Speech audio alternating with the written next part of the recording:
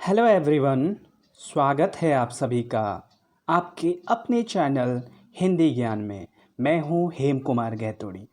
मित्रों, आज हम यहां पर देख रहे हैं पत्रकारिता एवं पत्रकारिता का इतिहास, अर्थात पत्रकारिता का उद्भव और विकास पर हम यहां पर आज चर्चा करेंगे। तो आइए देखते हैं पत्रकारिता का उद्भव और विकास अथवा पत्रकारिता का इतिहास। अगर हम जानना चाहें पत्रकारिता के इतिहास को या फिर पत्रकारिता के उद्भव और विकास को, तो एक ही बात रहेगी। तो हम देखते हैं आज पत्रकारिता के उद्भव और विकास को। तो मित्रों, हम सब जानते हैं कि मनुष्य एक जिज्ञासु प्राणी है। हो सकता है आज का यह वीडियो थोड़ा सा लंबा रहे, आप ध्यानपूर्वक सुनिए। बहुत महत्वपूर्ण तथ्य इसके बीच में आने वाले हैं। मेरी आप लोगों से एक रिक्वेस्ट रहेगी कि आप और लोगों को भी इस वीडियो को भेजें, जिससे कि उनको भी जानकारी पहुंच सके। मनुष्य एक जिज्ञासु प्राणी है, इस बारे में आप सब जानते हैं। वह अपने चारों ओर घटने वाली जो घटनाएं हैं उनको जानना चाहते हैं। चाहे वह आप हैं, चाहे वह हम हैं, कोई भी जानना चाहता है कि उसके चारों तरफ कौन सी घटनाएं घट रही हैं।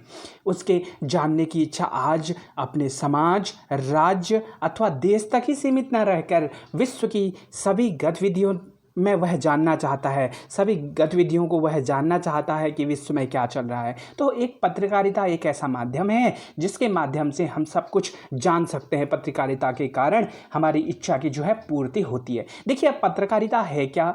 यह अंग्रेजी शब्द जर्नलिज्म, आप सब जानते हैं, अंग्रेजी शब्द जर्नलिज्म का हिंदी अनुवाद है। अब देखेंगे, जो जर्नलिज्म है वह शब्द जर्नल से निकला है। अब आप लोग जानते हैं कि जर्नल का मतलब क्या होता है? दैनिक। जर्नल का मतलब होता है दैनिक।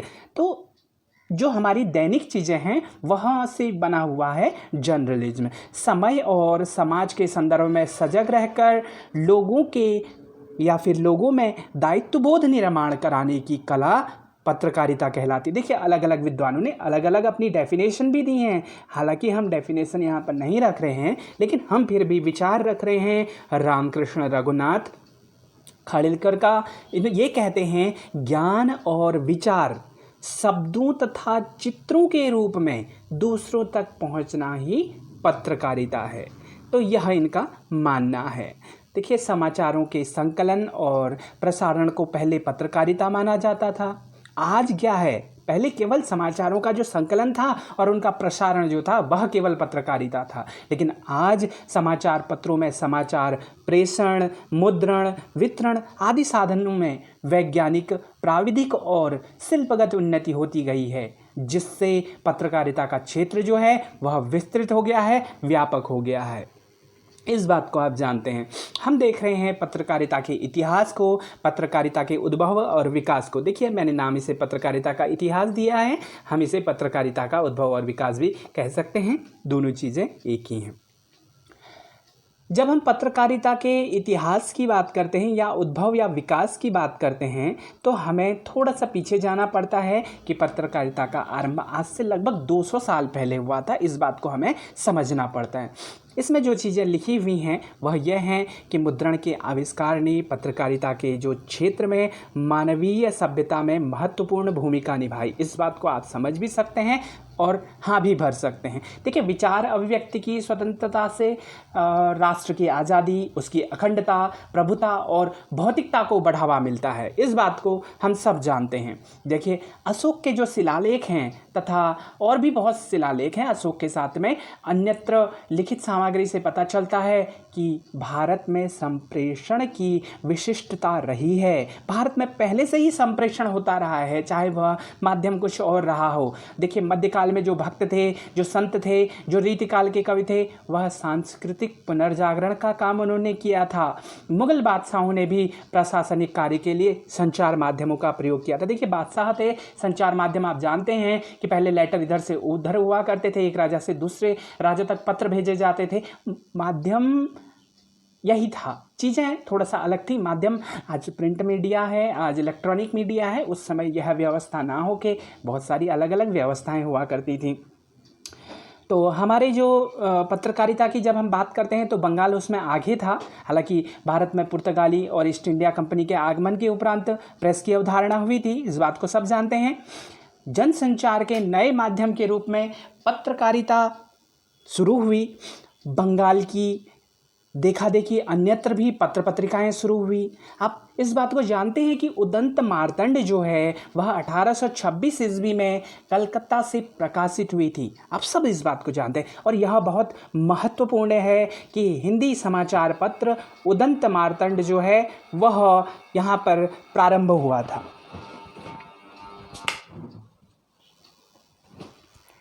देखिए, जनसंचार माध्यम के अंतर्गत आज आकाशवाणी है, दूरदर्शन है, यह बहुत अपना प्रभाव जमाए हुए हैं। फिर भी जो है भारत में जनसंचार माध्यमों के विकास के रूप में समाचार पत्र और पत्रिकाओं का प्रमुख स्थान आज भी है और आगे भी रहेगा।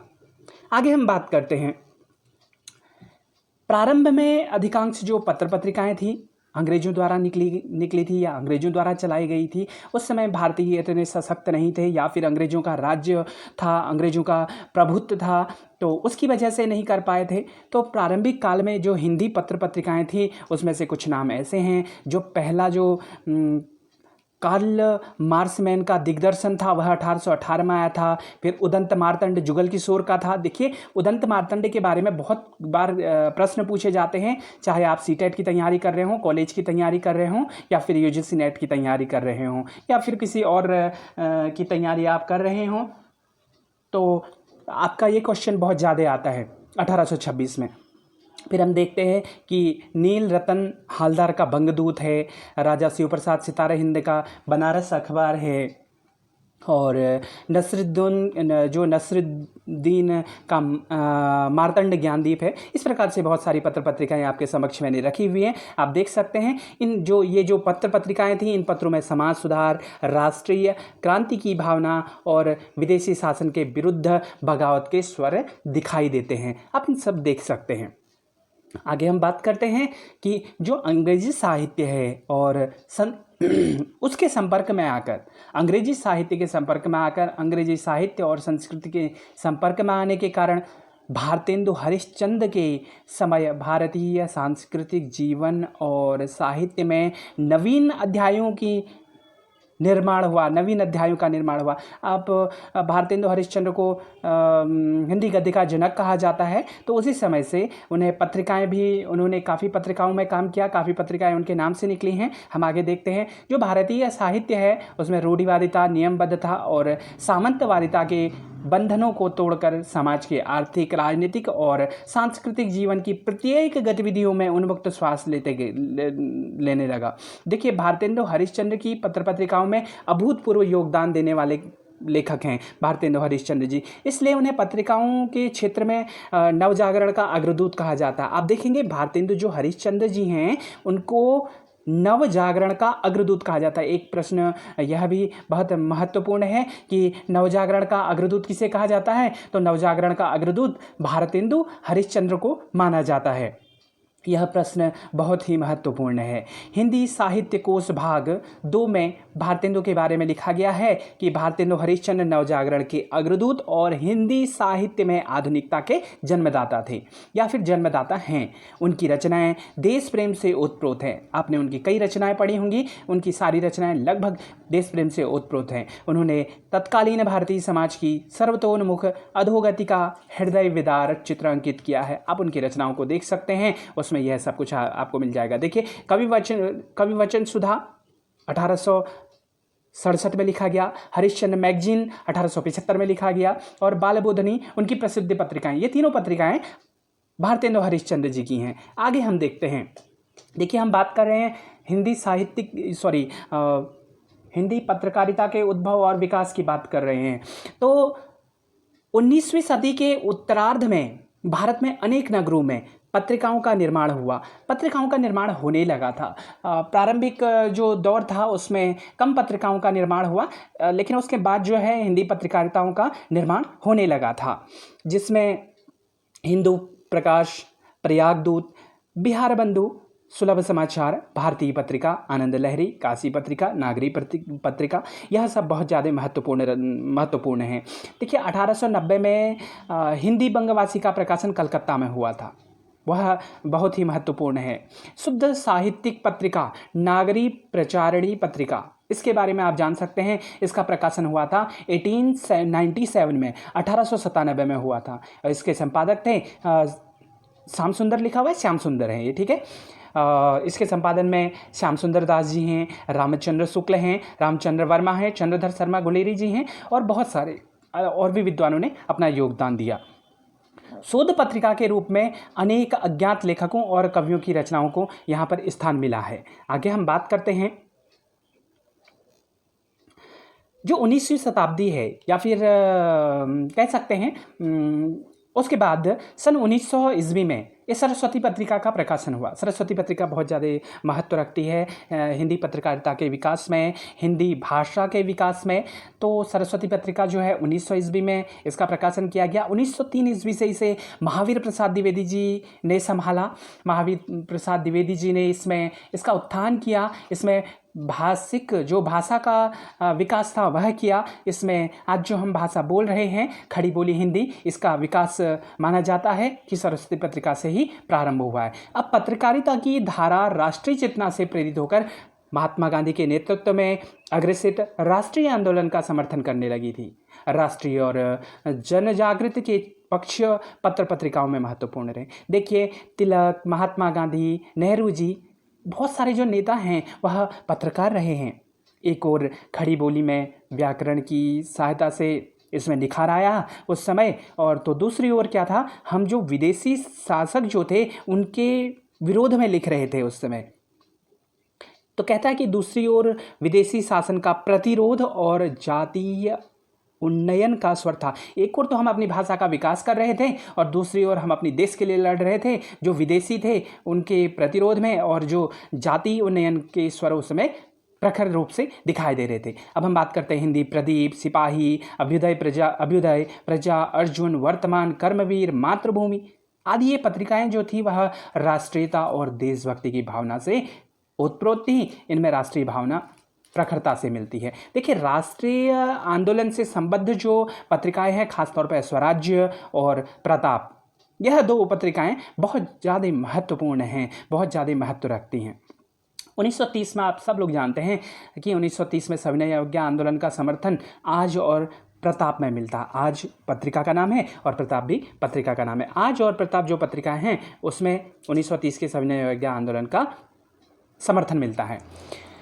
भारतीय जनता के साथ में, अब देखेंगे भारतीय जनता के साथ में स्वतंत्रता संग्राम में हिंदी पत्रकारिता ने, जो हमारी जनता है, जनता के साथ में पत्रकारिता ने या फिर पत्रिकाओं ने, हम कह सकते हैं कि पत्रिकाओं ने भी भाग लिया।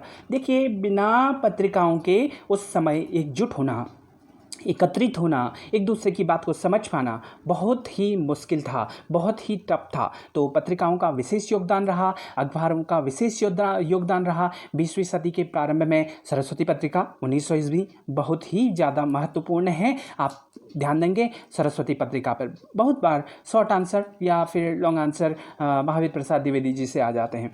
तो समालोचना 1901 में, गढ़वाल समाचार 1904 में, संगीतामृत प्रवाह 1905 में, मर्यादा 1913 में, विश्वामित्र 1918 में, माधुरी 1922 में, मतवाला 1923 में, मतवाला भी महत्वपूर्ण है, विशाल भारत 1928 में, हंस 1930 में। हंस के बारे में आप सबने पढ़ा होगा। इन पत्रिकाओं का प्रकाशन हुआ था।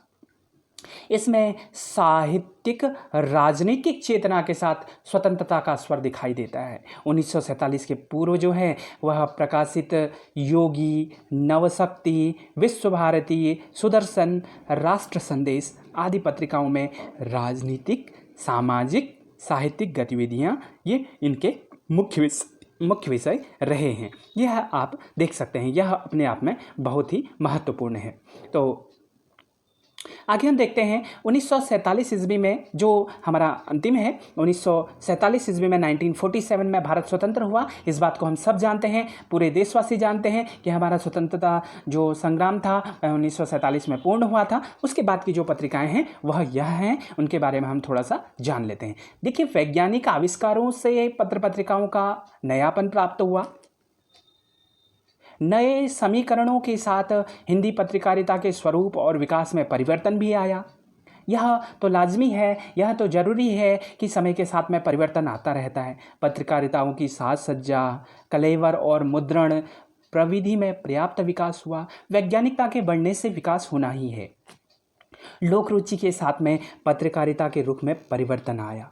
देखिए, जैसी जैसी जनता की रुचि होती है उसी प्रकार से पत्रिकाओं में भी चीज़ें आती रहती हैं। स्वतंत्रता के बाद हिंदी में हिंदी मिलाप हैदराबाद से प्रकाशित होती थी, ठीक है, हिंदी मिलाप। आज जो है वाराणसी से प्रकाशित होती थी। अमर उजाला आगरा से तब प्रकाशित होते थे, लेकिन आज अमर उजाला, भास्कर, जागरण, जो आज आप पत्र पढ़ रहे हैं, पत्रिकाएं पढ़ रहे हैं, हिंदुस्तान, नवभारत टाइम, पंजाब केसरी, लोकमान्य, नई दुनिया, चंबल आदि पत्र पत्रिकाओं का निर्माण हुआ है। और भी बहुत सारी पत्र पत्रिकाओं को आप ऐड कर सकते हैं, और वह आज भी चल रहा है। देखिए, हुआ ये था कि आपातकाल के समय में, इसमें लिखा भी हुआ है कि आपातकाल के समय में क्या हुआ था।